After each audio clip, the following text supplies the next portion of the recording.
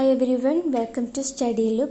ഈ ഒരു വീഡിയോയിൽ ഡിസ്കസ് ചെയ്യാൻ പോകുന്നത് +1 എക്കണോമിക്സ് സെക്കൻഡ് ചാപ്റ്റർ ആണ്. Indian economy 1950 to 1990. First chapter upload ചെയ്തിട്ടുണ്ട്. കാണാത്തവരാണെങ്കിൽ കണ്ടു നോക്കുക.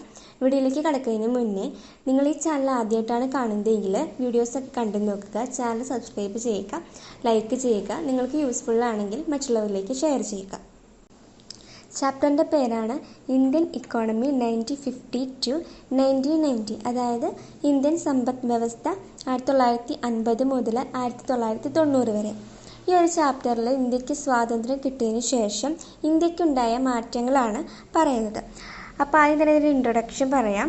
After gaining independence in 1947, India faced several serious economic problems such as low level of production, widespread poverty, high unemployment, poor industrial and agricultural sectors, lack of infrastructures. അതായത് 1947 സ്വാതന്ത്ര്യം നേടിയ ശേഷം ഇന്ത്യക്ക് പല സാമ്പത്തിക പ്രശ്നങ്ങളും ഉണ്ടായിരുന്നു.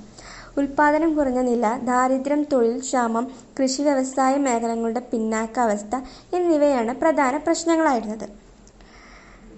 പിന്നെ പറയുന്നത് To overcome these problems and to achieve economic development, India adopted planning.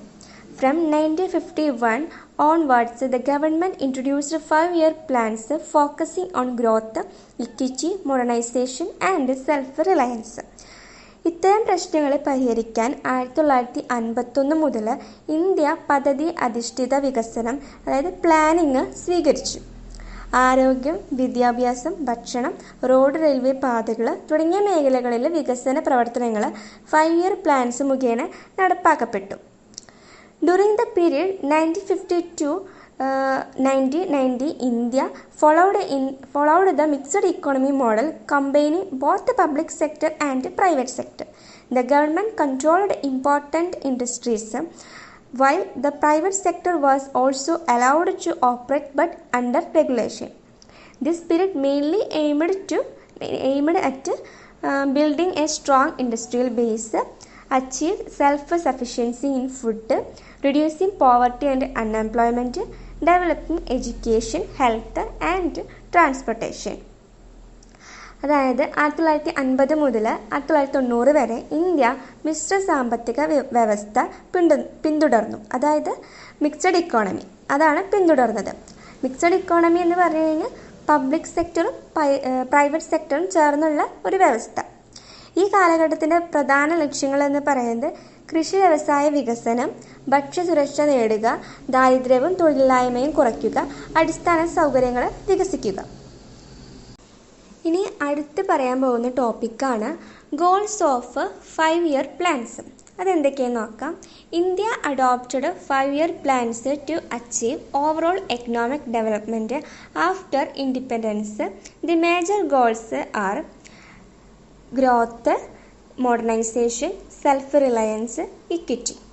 അതായത് ഇന്ത്യയുടെ 5-year പ്ലാനുകളുടെ മുഖ്യ ലക്ഷ്യങ്ങളാണ് ഗ്രോത്തും മോഡേണൈസേഷൻ, സെൽഫ് റിലയൻസ്, ഇക്വിറ്റി അങ്ങനെയുള്ള കാര്യങ്ങൾ. അപ്പോൾ അത് ഓരോന്നും എന്താന്ന് നോക്കാം. ഗ്രോത്ത് എന്ന് പറഞ്ഞിട്ടുണ്ടെങ്കിൽ to increase national income and per capita income, to improve production in agriculture and industries. Growth എന്ന് പറഞ്ഞ വളർച്ച എന്നാണ്. രാജ്യത്തിൻ്റെ വരുമാനവും ഉൽപ്പാദനവും വർദ്ധിക്കുക, അതാണ് അവിടെ ചെയ്യുന്നത്. രണ്ടാമത്തേതാണ് modernisation, use of new technology in production, improvement in education, health and industrial techniques, changing social and economic attitudes to become more progressive. Modernisation എന്ന് പറഞ്ഞിട്ടുണ്ടെങ്കിൽ ആധുനികവൽക്കരണം എന്നാണ്. പുതിയ സാങ്കേതിക വിദ്യകൾ ഉപയോഗിച്ച് വ്യവസായങ്ങളെയും മറ്റു മേഖലകളെയും മെച്ചപ്പെടുത്തുക. മൂന്നാമത്തെയാണ് സെൽഫ് റിലയൻസ്. ഇവിടെ പറയുന്നത് reduce dependence on foreign countries, achieve self sufficiency in food and industrial goods, encourage domestic production. Self Reliance എന്ന് പറഞ്ഞിട്ടുണ്ടെങ്കിൽ സ്വയം പര്യാപ്തത. അവിടെ പറയണത് ഭക്ഷണം, വ്യവസായ വസ്തുക്കൾ തുടങ്ങിയവയ്ക്കായി വിദേശ രാജ്യങ്ങളിൽ നിന്നും ആശ്രയിക്കുന്നത് കുറയ്ക്കുക. നാലാമത്തെ പോയിൻ്റാണ് ഇക്വിറ്റി അല്ലെങ്കിൽ ഇക്വാലിറ്റി. അവിടെ പറയുന്നത് reduce poverty, reduce income and wealth inequality, ensure fair distribution of resources, improve living standards of poor people. Equity എന്ന് പറയുന്നത് സാമൂഹ്യ നീതി എന്നാണ് അവിടെ പറയുന്നത്. അവിടെ പറയുന്നത് ദാരിദ്ര്യം കുറയ്ക്കുക, വരുമാന വ്യത്യാസം കുറയ്ക്കുക, എല്ലാവർക്കും വികസന ഫലങ്ങൾ ലഭ്യമാക്കുക. ഇനി അടുത്ത ടോപ്പിക്കാണ് agriculture. Agriculture is the primary sector of the Indian economy. After independence, India faced low productivity, food shortage and backward farming techniques. To improve the sector, major reforms were introduced. First one ആണ് land reforms. അവിടെ പറയുന്നു നോക്കാം. Land reforms are policies introduced by the government to improve land distribution, eliminate exploitation and increase agriculture productivity. അതായത് land reforms എന്ന് പറയുന്നത് ഭൂമി സംസ്കരണം എന്നാണ് അർത്ഥം. കർഷകരുടെ ജീവിതവും കൃഷി ഉൽപ്പാദനവും മെച്ചപ്പെടുത്താൻ സർക്കാർ നടപ്പാക്കിയ മാറ്റങ്ങളാണ് ഇവിടെ പറയുന്നത്. അതിൽ major lands reforms in India അവിടെ വന്ന കാര്യങ്ങൾ പറയാം. ഫസ്റ്റ് വണ്ണാണ് അബോലിഷൻ ഓഫ് സെമീന്ദാരി സിസ്റ്റം. പിന്നെ പറയുന്നത് ടെനൻസി റിഫോംസ്. മൂന്നാമത്തെയാണ് ലാൻഡ് സീലിംഗ്. അപ്പോൾ ഫസ്റ്റ് വണ്ണ് നോക്കാം. Removed intermediaries and gave land rights to actual farmers. അതായത് സെമീന്ദാരി സമ്പ്രദായം റദ്ദാക്കി. രണ്ടാമത്തെയാണ് tenancy reforms. Provided security for tenants and fair rent. കൂലിക്കാരുടെ അവകാശങ്ങളൊക്കെ ഉറപ്പാക്കി. മൂന്നാമത്തെയാണ് land ceiling. Limited the amount of land a person can own and distributed surplus land to landless farmers. അതായത് ഭൂമി പരമാവധി ഉടമസ്ഥാവകാശത്തിന് പരിധി വരുത്തി. അഗ്രികൾച്ചറിൽ രണ്ടാമത്തെ പോയിൻ്റാണ് land ceiling. A government law that sets a maximum limit on the amount of land a person can own. Extra land above the limits is taken by the government and given to landless farmers. Effects: reduced inequality in land ownership, helped poor farmers get land, but implementation was slow in many states. അതായത് land ceiling എന്ന് പറയുന്നത് ഭൂമി പരിമിത നിയമം എന്നാണ് അർത്ഥം. ഒരു വ്യക്തി കൈവശം വയ്ക്കുന്ന ഭൂമിക്ക് സർക്കാർ നിശ്ചയിക്കുന്ന പരമാവധി പരിധിക്ക് മുകളിലുള്ള ഭൂമി സർക്കാർ ഏറ്റെടുത്ത് ഭൂരഹിതർക്ക് വിതരണം ചെയ്തു. അതാണ് അവിടെ പറയുന്നത്.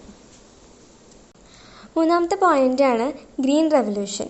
എന്താണ് ഗ്രീൻ റെവല്യൂഷൻ നോക്കാം. A major agricultural improvement programme introduced in the 1960s to increase food production.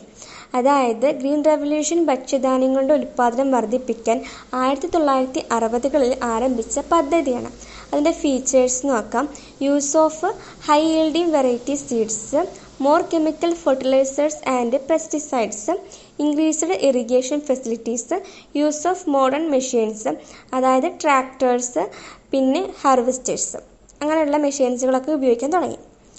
അതിൻ്റെ അച്ചീവ്മെൻറ്റ്സ് ആണ് food grain production increased, India became self sufficient in food, reduced import of food grains. Problems: benefited mainly rich farmers, increased regional inequality, അതായത് അവിടെ Punjab, Haryana development more, ആ സ്ഥലങ്ങളിലുള്ള കാര്യങ്ങളാണ് പറയുന്നത്. പിന്നെ പറയുന്നത് സോയിൽ ആൻഡ് വാട്ടർ പൊല്യൂഷൻ. നാലാമത്തെ പോയിന്റ് എന്ന് പറയുന്നത് debate on subsidies. Government gives subsidies to farmers on fertilisers, water, electricity and seeds to reduce farming cost. Government ഫാമേഴ്സിന് സബ്സിഡീസ് കൊടുത്തു. ഫാമിംഗ് കോസ്റ്റ് കുറയ്ക്കാൻ വേണ്ടിയിട്ട് കുറച്ച് സബ്സിഡീസ് കൊടുത്തു. അതിൻ്റെ ഗുണങ്ങളാണ് അടുത്ത് പറയുന്നത്. Helps poor farmers, encourage food production, avoid price rise. അതായത് ദരിദ്ര കർഷകർക്ക് സഹായങ്ങൾ കിട്ടി, ഉൽപ്പാദനം വർദ്ധിക്കുന്നു, പിന്നെ ഭക്ഷ്യവില നിയന്ത്രണം. അതിൻ്റെ ദോഷങ്ങൾ പറയുകയാണെന്നെങ്കിൽ rich farmers get more benefit, misuse and waste of government money, over use of fertilisers harms environment. അതായത് സമ്പന്ന കർഷകർക്ക് കൂടുതൽ ലാഭങ്ങൾ കിട്ടാൻ തുടങ്ങി, രണ്ടാമത്തെ സർക്കാരിൻ്റെ ഭാരമായി തുടങ്ങി. മൂന്നാമത് പരിസ്ഥിതി ദോഷം, അതായത് വളവിഷങ്ങൾ അധികമായിട്ട് ഉപയോഗിക്കുന്നു. അടുത്ത ടോപ്പിക്കാണ് industrial and trade policies in India. After independence, India aimed to build a strong industrial base to reduce dependence on foreign goods and create employment. ഇവിടെ പറയുന്നത് വ്യവസായ മേഖലയുടെ വികസനത്തെക്കുറിച്ചിട്ടാണ്. അതിൻ്റെ ഫീച്ചേഴ്സാണ് ഇനി പറയാൻ പോകുന്നത്. ഫസ്റ്റ് ഫീച്ചർ മിക്സഡ് ഇക്കോണമിയാണ്. Public sector plus private sector. Government controlled major industries, അതായത് ഇന്ത്യ മിശ്ര സാമ്പത്തിക വ്യവസ്ഥ സ്വീകരിച്ചു. മിശ്ര സാമ്പത്തിക വ്യവസ്ഥ എന്ന് പറഞ്ഞുകഴിഞ്ഞാൽ സർക്കാരും സ്വകാര്യ മേഖലയും കൂടിച്ചേർന്നാണ് പറയുന്നത്. അടുത്തതാണ് 5 ഇയർ പ്ലാൻസ്, രണ്ടാമത്തെ feature. Focused on industrial growth, ഇവിടെ ഫോക്കസ് ചെയ്ത് ഇൻഡസ്ട്രിയൽ ഗ്രോത്തിനെയാണ്. മൂന്നാമത്തെയാണ് public sector expansion. Large industries were owned by the government, അതായത് പബ്ലിക് സെക്ടർ വികസനം, വലിയ വ്യവസായങ്ങളെ സർക്കാരാണ് നിയന്ത്രിച്ചിരുന്നത്. നാലാമത്തെയാണ് industrial licensing policy. Private industries had to take government permission for production, reduced competition but caused delays and corruption. വ്യവസായം തുടങ്ങാനും വിപുലീകരിക്കാനും ലൈസൻസ് ആവശ്യമാണ്. അഞ്ചാമത്തെ ഫീച്ചറാണ് small scale industry protection. Some products reserved only four small industries generated employment ആണ്. ചെറുകിട വ്യവസായങ്ങൾക്ക് സംരക്ഷണം നൽകി തൊഴിലവസരം വർദ്ധിപ്പിച്ചു. അടുത്തൊരു ടോപ്പിക്കാണ് trade policy in India. After independence, India adopted trade policies mainly to protect domestic industries and reduce dependence on foreign goods. അതായത് 1950 മുതൽ 1990 കാലത്ത് ഇന്ത്യയുടെ വാണിജ്യ നയത്തിനെ പറ്റിയിട്ടാണ് ഇവിടെ പറയുന്നത്. അപ്പോൾ അതിൽ കുറച്ച് മെയിൻ ഫീച്ചേഴ്സ് പറയാം. Import substitutions, high import duties, മൂന്നാമത്തെ ഇമ്പോർട്ട് ലൈസൻസിങ്, നാലാമത്തെ പ്രൊട്ടക്ഷൻ ഓഫ് ഇൻഫാൻറ്റ് ഇൻഡസ്ട്രീസ്, അഞ്ചാമത്തെ എക്സ്പോർട്ട് പ്രൊമോഷൻ മെഷേഴ്സ്, ആറാമത്തേത് ഫോറിൻ എക്സ്ചേഞ്ച് കൺട്രോൾ. അതായത് ഇവിടെ ഇറക്കുമതിക്ക് പകരം ആഭ്യന്തര ഉൽപ്പാദനം, അതായത് ഇമ്പോർട്ട് സബ്സ്റ്റിറ്റ്യൂഷൻസ്, വിദേശ വസ്തുക്കൾ ഇറക്കുമതി ചെയ്യാതെ ഇന്ത്യയിൽ തന്നെ ഉൽപ്പാദിപ്പിക്കുക ചെയ്തു. പിന്നെ പറയുന്നത് ഇറക്കുമതി നികുതികൾ ഉയർത്തി വിദേശ വസ്തുക്കൾക്ക് മത്സരം കുറയ്ക്കാൻ വേണ്ടിയിട്ട്. പിന്നെ ഇറക്കുമതിക്ക് ലൈസൻസ് ആവശ്യമായി അനാവശ്യ വസ്തുക്കളുടെ ഇറക്കുമതി തടയാൻ വേണ്ടിയിട്ട്. പിന്നെ ഇന്ത്യയിലെ പുതിയ വ്യവസായങ്ങൾക്ക് സംരക്ഷണം നൽകി, കയറ്റുമതിക്ക് പ്രോത്സാഹനം നൽകി, വിദേശ വിനിമയ നിയന്ത്രണം, വിദേശ കറൻസി കുറവായതിനാൽ ഇറക്കുമതി നിയന്ത്രണങ്ങളും തുടങ്ങി. അപ്പോൾ ഈ ഒരു ചാപ്റ്റർ കഴിഞ്ഞു. നിങ്ങൾക്ക് ഈ വീഡിയോ യൂസ്ഫുൾ ആണെങ്കിൽ മറ്റുള്ളവർക്ക് ഷെയർ ചെയ്യുക, സബ്സ്ക്രൈബ് ചെയ്യുക, ലൈക്ക് ചെയ്യുക, നിങ്ങളുടെ അഭിപ്രായങ്ങളൊക്കെ കമൻറ്റ് ചെയ്യുക. Okay, thank you.